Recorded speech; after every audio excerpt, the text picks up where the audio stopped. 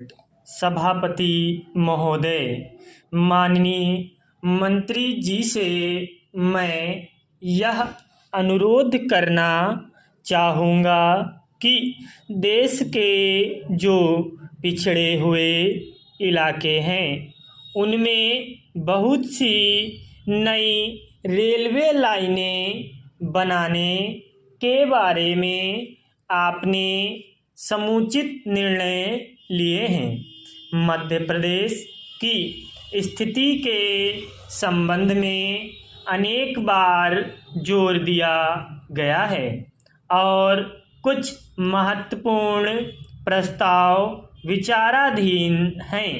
विकास की दृष्टि से यहाँ के लिए जो आवश्यक प्रस्ताव है उस पर भी विचार करके निर्णय लिया जाना चाहिए।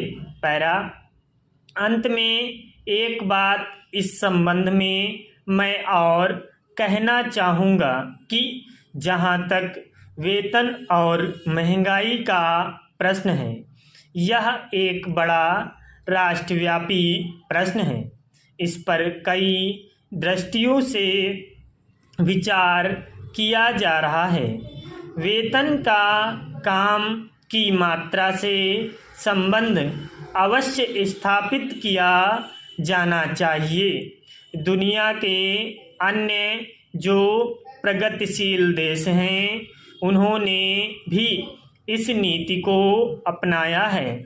महंगाई और बढ़े हुए वेतन का कोई अंत नहीं है। महंगाई बढ़ती जाती है तथा समस्याएं भी बढ़ती जाती हैं।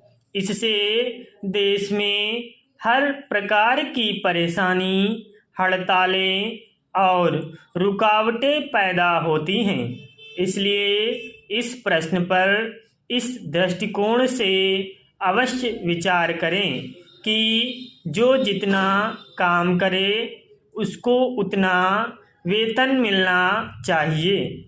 अगर इस पद्धति को अपनाया गया तभी हम इस समस्या का मुकाबला कर सकेंगे। मैं आपका अधिक समय नहीं लेना चाहता। मंत्री महोदय से मैं निवेदन करना चाहता हूँ कि आपको देश की, पूरे राष्ट्र की जनता की परेशानी और सुरक्षा की ओर ध्यान देना चाहिए।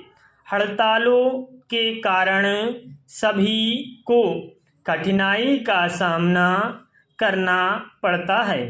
एक यात्री अपने घर से अपने मुकाम पर पहुंचने के लिए निकलता है। यदि रेलगाड़ी बीच में ही रद्द हो जाती है तो उसे परेशानी का सामना करना पड़ता है। इस देश में लोग रेलवे को यातायात के प्रमुख साधन के रूप में प्रयोग करते हैं। इस प्रकार की स्थिति से राष्ट्र की तरक्की और विकास के लिए खतरे की बात हो सकती है। इन समस्याओं पर प्रशासन को गंभीरता से विचार करना चाहिए तथा इसका हल निकालना चाहिए। यदि तत्काल ही इस समस्या को सुलझाने का प्रयास न किया गया तो आगे चलकर इसके भयंकर परिणाम हो सकते हैं। एक अन्य बात की ओर मैं सदन का ध्यान आकर्षित करना चाहूँगा। दिल्ली के कार्यालयों में काम करने वाले कर्मचारी निकट के राज्यों से प्रतिदिन रेल से यात्रा करते हैं। रेलों की कमी के कारण उन्हें कठिनाई का सामना करना पड़ता है। स्टॉप।